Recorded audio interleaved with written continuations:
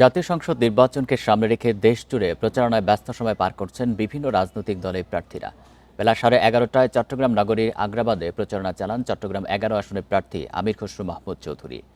তিনি বলেন, কোনো বিদেশি শক্তির সহায়তায় ক্ষমতায় যাবে না বিএনপি। অন্য দেশের সাথে যারা অতীতে আঁতাত করেছে তারাই বিএনপির বিরুদ্ধে এমন মন্তব্য করছে বলে অভিযোগ তার। এ সময় ভোট চাওয়ার পাশাপাশি নানা প্রতিশ্রুতি দেন তিনি। নির্বাচনী প্রচারণায় অংশ নেন দলীয় নেতাকর্মীরা।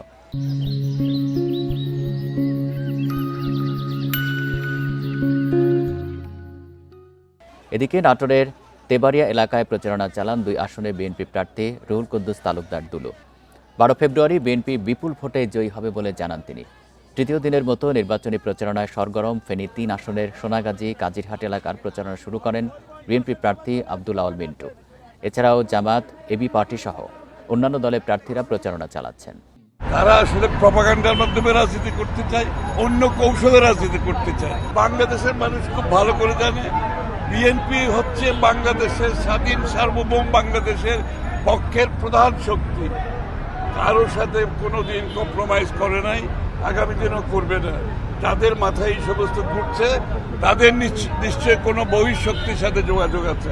নির্বাচনী প্রচারণায় ব্যস্ত প্রার্থী সমর্থকেরা। এ বিষয়ে জানাতে রাজশাহী থেকে যুক্ত হচ্ছেন মুস্তাফিজুর রহমান। মুস্তাফিজ, রাজশাহীতে প্রচারণা কেমন চলছে জানাবেন, আর যে সমস্ত বিধিনিষেধ রয়েছে সেগুলো সবাই মানছেন কিনা, কোনো অভিযোগ কি আছে?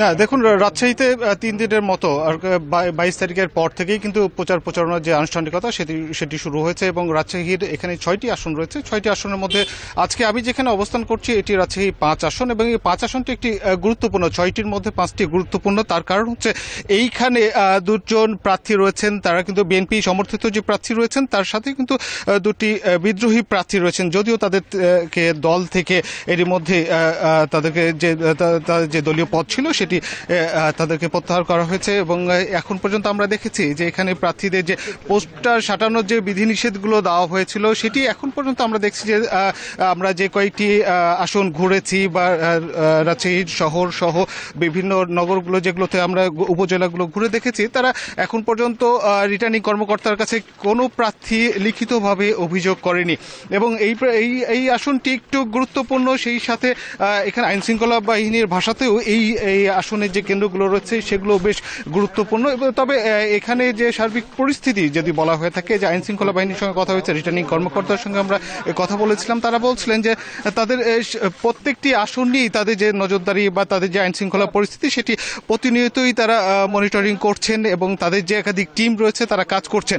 অপরদিকে আইনশৃঙ্খলা পাশাপাশি যদি প্রার্থীদের কথা বলে থাকি, প্রার্থীরা কিন্তু বিভিন্ন এই আসনটিতে যেমনটি বললাম যে এখানে বিএনপি সমর্থিত প্রার্থী রয়েছেন, জামাতের প্রার্থী রয়েছেন, সেই সাথে 2 জন বিএনপির 2টি বিদ্রোহী প্রার্থী রয়েছেন। এই কারণে এই আসন নিয়ে বেশ আলোচনা সমালোচনা, টক অফ দ্য টাউন বলা যেতে পারে। এখানে যে 6টি আসনের মধ্যে এই আসনটি নিয়ে বেশ আলোচনা চলছে। এখান থেকে কে বের হবেন, অর্থাৎ কার ঝুড়িতে জয়টি যাবে, এটি নিয়েই কিন্তু আলোচনা চলছে এবং এখানে যে প্রত্যেক প্রার্থী ভোটারদের দ্বারে দ্বারে যাচ্ছেন, প্রতিশ্রুতি দিচ্ছেন তারা বিজয়ী হলে তারা কি কাজ করবেন, জনগণের উন্নয়নে কি কাজ করবেন। এবং এই আসনটি মূলত কৃষিপ্রধান অঞ্চল। এখানে পানের জন্য বেশ এই অঞ্চলটি প্রসিদ্ধ রয়েছে। তো এখানে আমরা দেখেছি যে প্রার্থীরা সকাল থেকেই তাদের যে প্রচারণা, তাদের যে মিছিল শুরু হয়েছে। এছাড়াও যে বাড়িতে বাড়িতে গিয়ে তাদের যে হ্যান্ডবেল, লিফলেট এগুলো বিতরণ করছেন, এই কর্মসূচিগুলো কিন্তু চলছে। ঠিক একইভাবে যে বিধিনিষেধগুলো ছিল যে এখানে দেওয়ালে পোস্টার সাটানো যাবে না এবং সেই সাথে এখানে পলি যে পোস্টার সেগুলো যে নিষিদ্ধ ছিল, এই বিষয়গুলো কিন্তু এখন পর্যন্ত আমাদের চোখে পড়েনি বা এখানে এখন পর্যন্ত আমরা দেখিনি। এই তো বলা যেতে পারে যে রাজশাহী নগর তথা রাজশাহী জুড়েই কিন্তু একটি নির্বাচনী উৎসবের আমেজ দেখা গেছে এবং এখানে সকলেই কিন্তু প্রচারণা চালাচ্ছেন, নির্বিঘ্নে চালাচ্ছেন। সেটি যে দলেরই হোক না, যে মতেরই হোক না কেন, কোনো প্রকার প্রতিবন্ধকতা ছাড়াই কিন্তু এবার এখন পর্যন্ত আমরা যতটুকু দেখেছি যে অনেকটা উৎসবমুখর পরিবেশে রাজশাহী যে 6টি আসন রয়েছে, 6টি আসনে প্রচারণা চলছে। তো এই ছিল রাজশাহী থেকে সর্বশেষ। রাজশাহী থেকে জানাচ্ছেন সহকর্মী মুস্তাফিজুর রহমান।